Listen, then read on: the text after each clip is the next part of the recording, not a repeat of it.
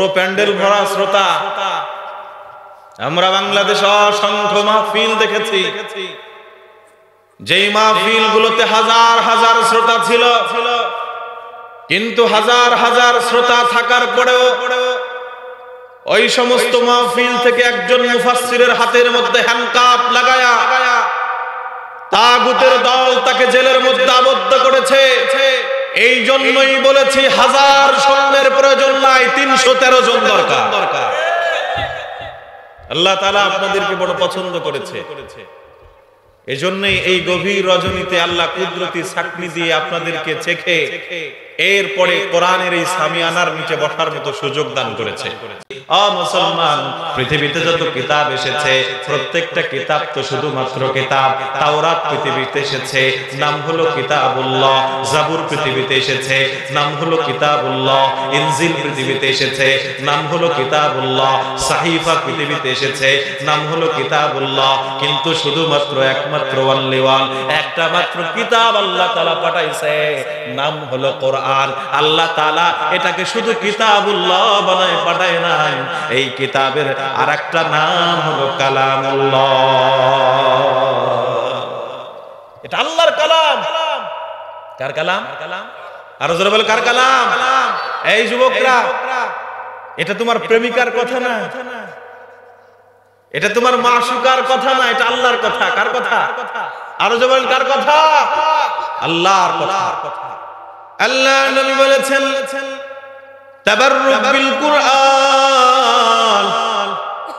আমার উম্মতেরা, বরকত যদি নিতে হয় তোমরা আল্লাহর কোরআন থেকে বরকত নাও। জোরে বলি সুবহানাল্লাহ। বরকত যদি নিতে হয় আল্লাহর কোরআন থেকে বরকত নাও। পর্দার আড়াল থেকে আমরা অসংখ্য মা বোনেরা কোরআনের আলোচনা আপনারা শুনছেন, আমি দেখেছি।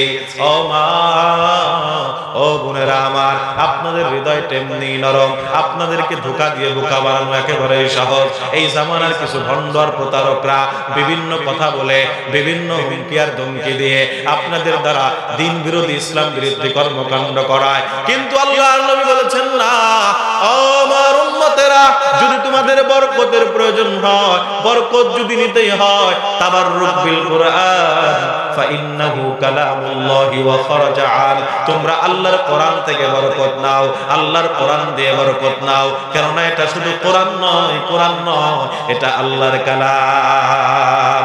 আল্লাহ আল্লাহ ক্যা মুবারক নাম হায়, আল্লাহ আল্লাহ ক্যা মুবারক কাম হায়।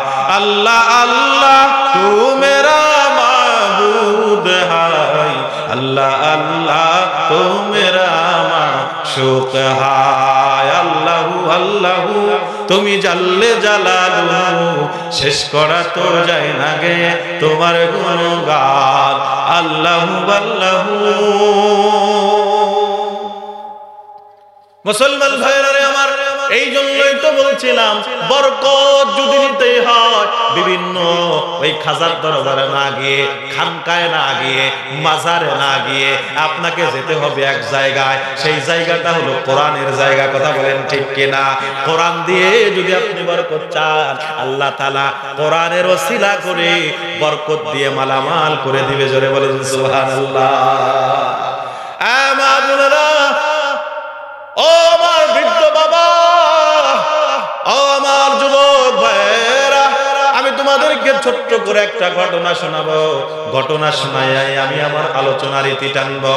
কোরআনকে ভালোবাসলে, কোরআনকে মহাব্বত করলে, কোরআন অনুযায়ী জিন্দেগি বাসর করলে আল্লাহ তাআলা মরতে দেরি হয়, কিন্তু মরার পরে কবরটাকে আল্লাহ জান্নাত বানাই দিতে দেরি করে না। কথা কোন ঠিক কিনা?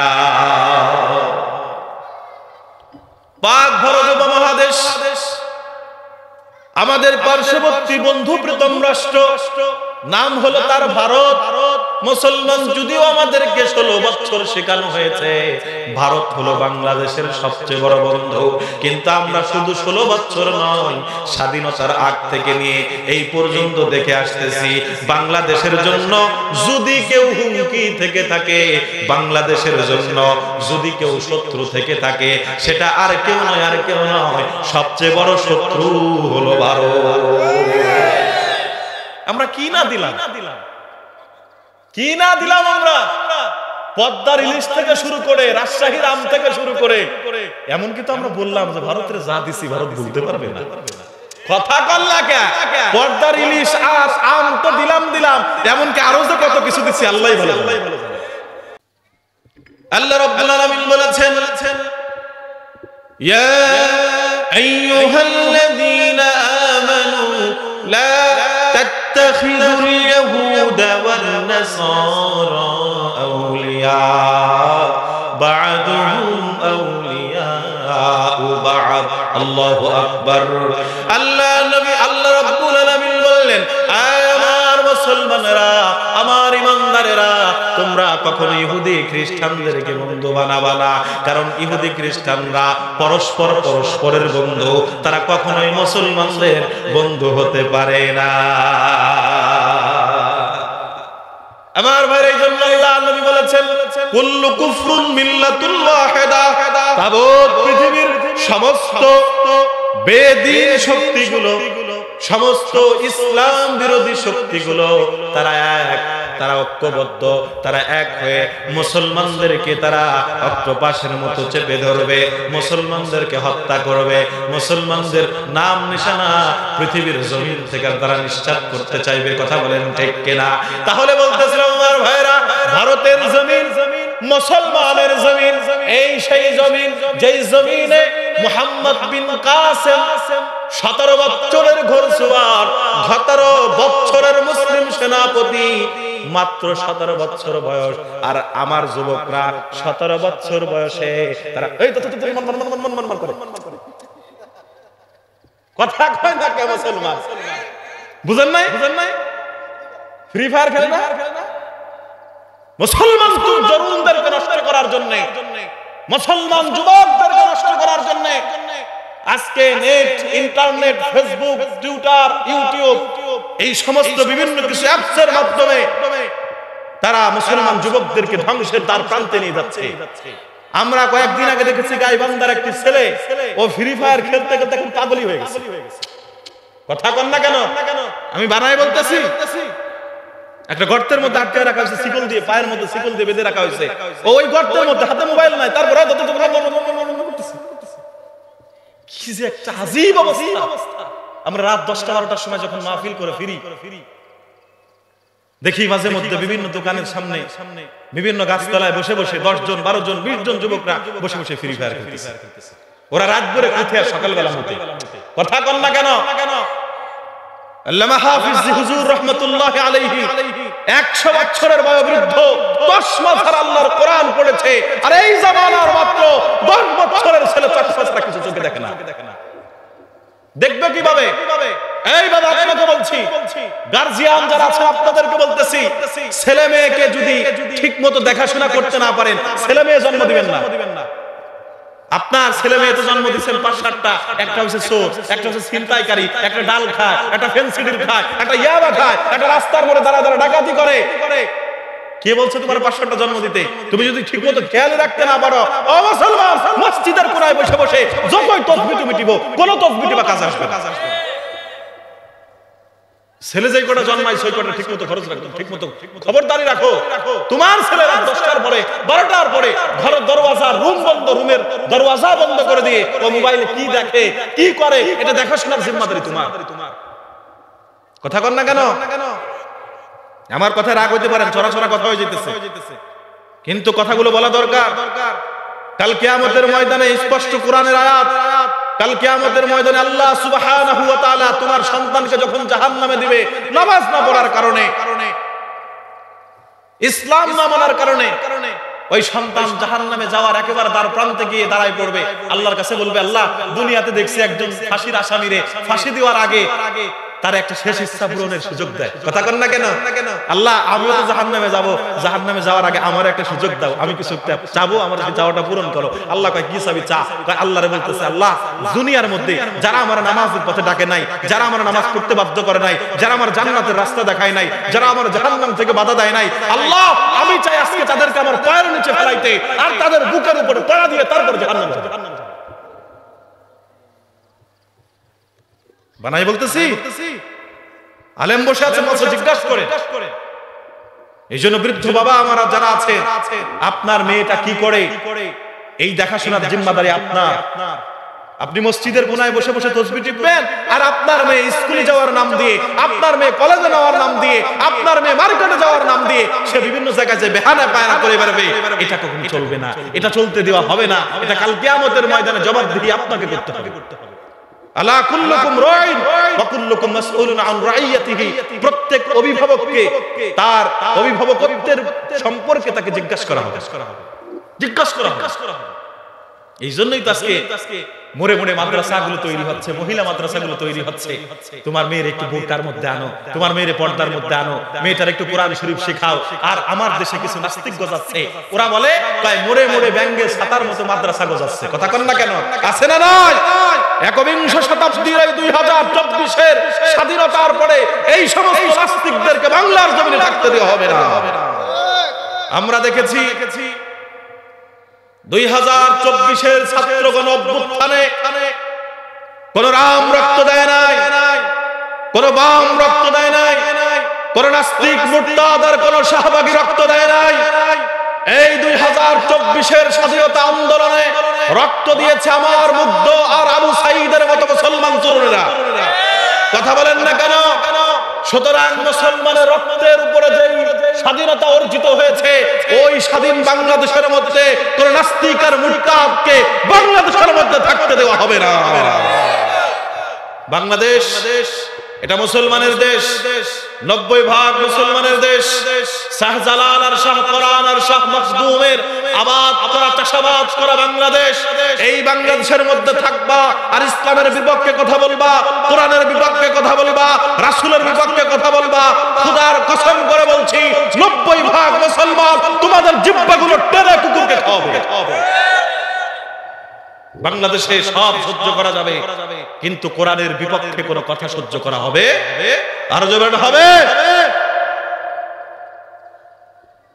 আমরা 15 টাকা 20 টাকার আলু এখন 70 টাকা দিয়ে কিনে খাচ্ছি, 80 টাকা, আর নতুনটা 100 টাকা। কষ্ট হচ্ছে, তারপরও মেনে নিব। কিন্তু ইসলামকে যদি কখনো বাইপাস আর মাইনাস করার চেষ্টা করা হয়, খোদার কসম বাংলার 90% মুসলমান রাজপথে রক্ত দেওয়ার জন্য প্রস্তুত হয়ে যাবে। মুসলমান ভাইরা আমার গভীর মনোযোগ। এই জন্য বলছিলাম আল্লাহর কোরআনকে ভালোবাসা দরকার আছে না নাই? আল্লাহর কোরআনকে মুহাব্বত করা দরকার আছে না নাই? ভারতের জমিন মুসলমানের জমিন, যেই জমিনে মুসলমানরা 700 বছর পর্যন্ত শাসন করেছে।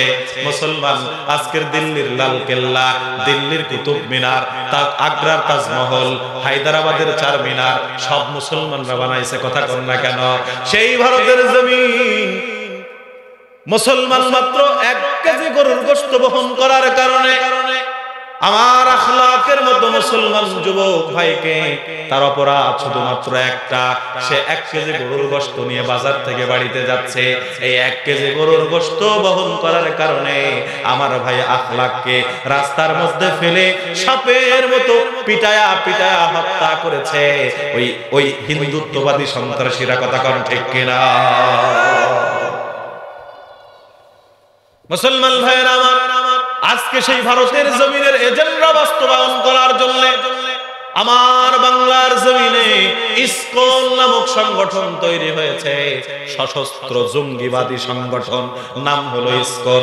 এই ইসকনের জঙ্গি তৎপরতা সারা বাংলাদেশের মন্দিরে মন্দিরে ছড়িয়ে গিয়েছে।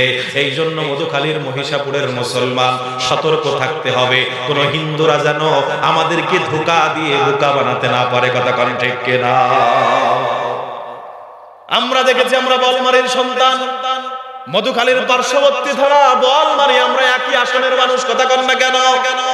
আমরা দেখেছি মধুখালীর কথা আমি 100% বলতে পারবো না, তবে বলমারীর কথা আমি 100% বুকে হাত দিয়ে বলতে পারি। বলমারীর মাটি, এই মাটিতে আমার বয়স 27 বছর মুসলমান। এই 27 বছরে আমি যতটুকু দেখেছি, আজ পর্যন্ত বলমারীর মুসলমান অন্যায়ভাবে কোনো হিন্দুর বাড়ি তারা আক্রমণ করে নাই। অন্যায়ভাবে বলমারীর মুসলমান কখনো হিন্দুদের মন্দির তারা ভেঙে দেয় নাই। বলমারীর মুসলমান কোন হিন্দু ব্যবসায়ীর দোকানকে তারা লুটপাট করে নাই। কিন্তু সেই বলমারীতে আমরা দেখেছি হৃদয়ের পালের মতো কুলাঙ্গার সন্তান, কাদিদ্দি কলেজের ছাত্র আমার রাসূলকে নিয়ে সে বিভিন্ন আজে বাজে মন্তব্য করেছে। কথা কোন ঠিক কিনা?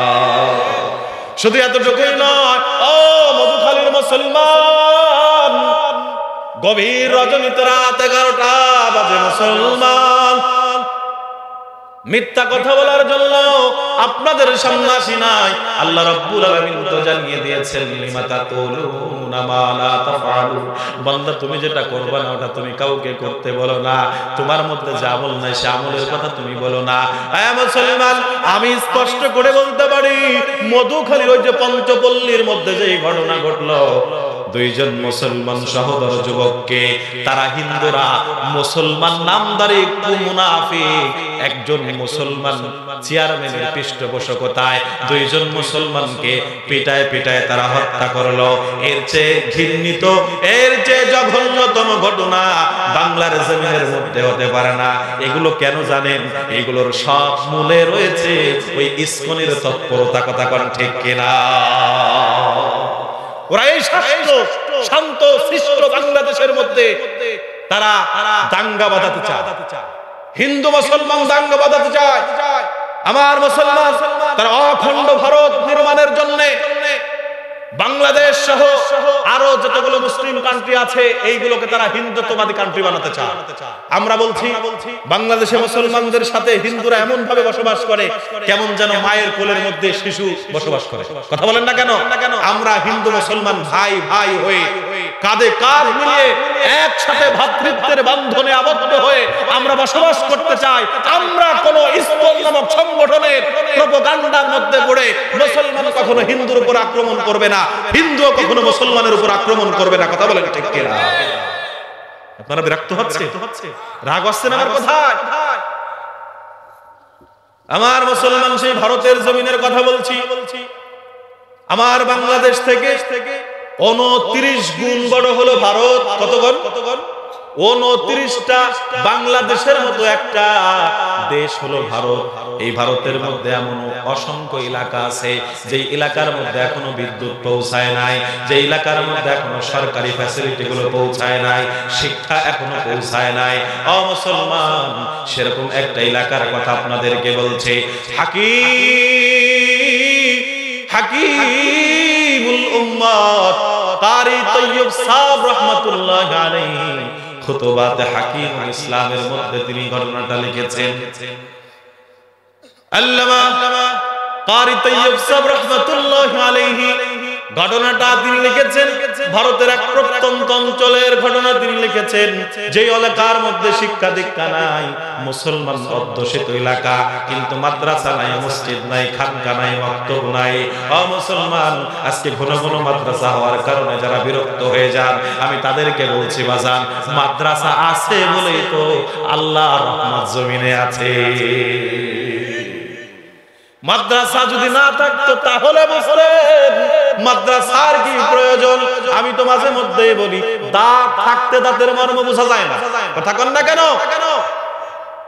দাঁতের মর্ম তখনই বোঝা যায় দাঁত যখন একটা পড়ে ফাঁকা হয়ে যায়। মুসলমান এ জমিন মুসলমানের জমিন, এ জমিন মুসলমানের জমিন, এ জমিনের শহরকে মসজিদের শহর বলা হয়। এই দেশ হলো মুসলমানের দেশ। কথা বল না কেন? মুসলমান ভাইয়ের আমার, এই জন্যই বলছিলাম ভারতের কথা বলছি। ভারতের এমন একটা এলাকা যে এলাকার মধ্যে মাদ্রাসা নাই, মক্তব নাই, খানকা নাই। ওই এলাকার মানুষগুলো নামকে হস্তে মুসলমান, কিন্তু মুসলমানের কাজকর্ম সম্পর্কে তারা জানে না। ওই এলাকার মধ্যে একজন কৃষক মানুষ তিনি ইন্তেকাল করেছে, একজন কৃষক মানুষ ইন্তেকাল তিনি করেছে।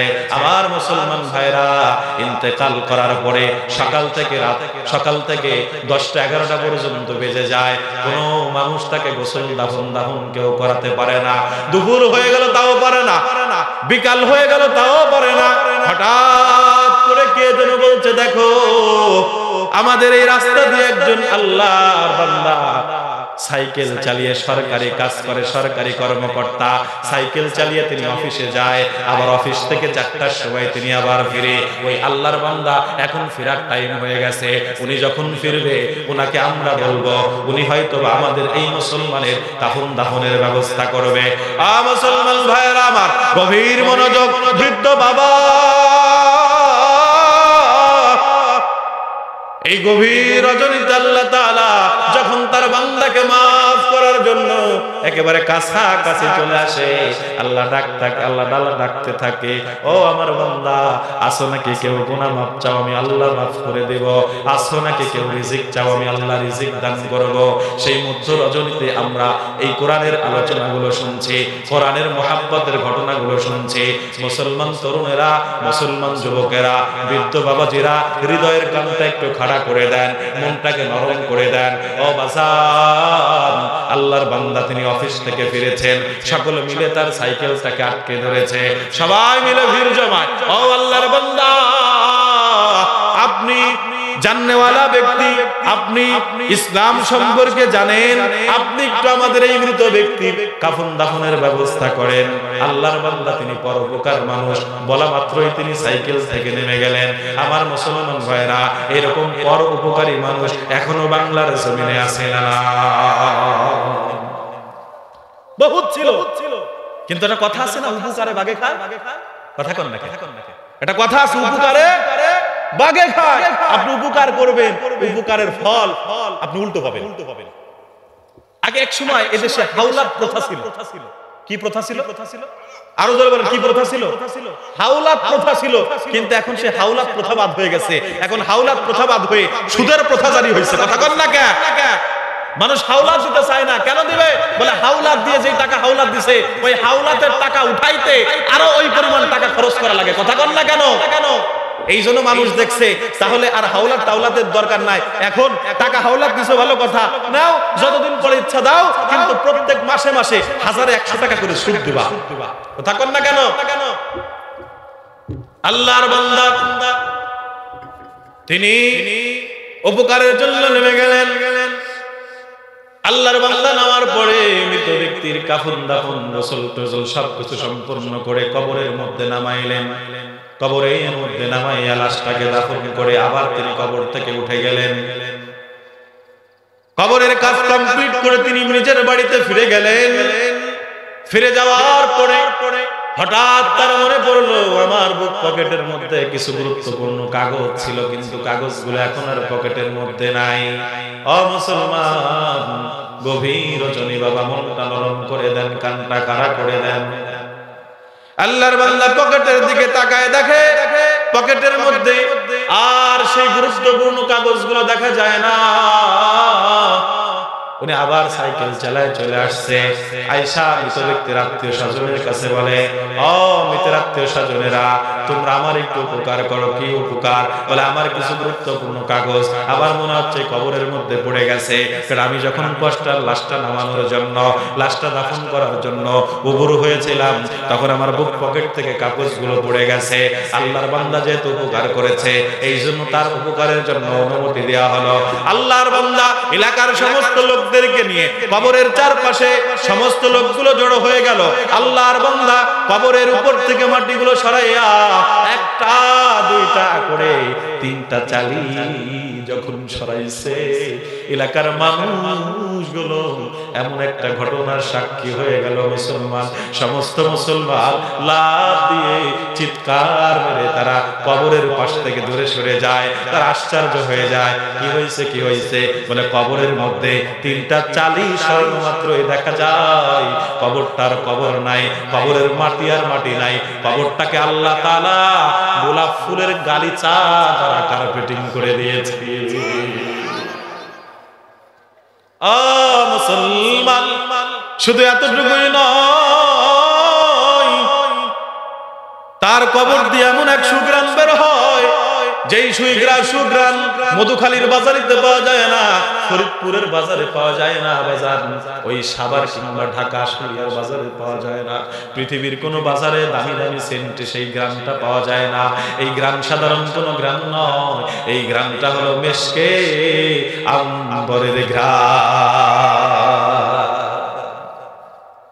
মুসলমান সবাই আশ্চর্য হয়ে গেল, আল্লাহর বান্দা কি আমল করে, কি আমল করে যে আমলের কারণে আল্লাহ তাআলা মরতে দেরি হয়, মরতে দেরি হয়, কবরে নামাইতে দেরি হয়, কিন্তু কবরটাকে আল্লাহ তাআলা জান্নাত বানাইতে দেরি করে না। মুসলমান সমস্ত মানুষগুলো দৌড়ায়া মৃত ব্যক্তির বাড়িতে চলে গেলেন, আল্লাহর বান্দাও সাথে সাথে চলে গেলেন, গিয়ে মৃত ব্যক্তির আত্মীয় স্বজনকে ডাক দেয়, কে আছো মৃতের আত্মীয় স্বজন?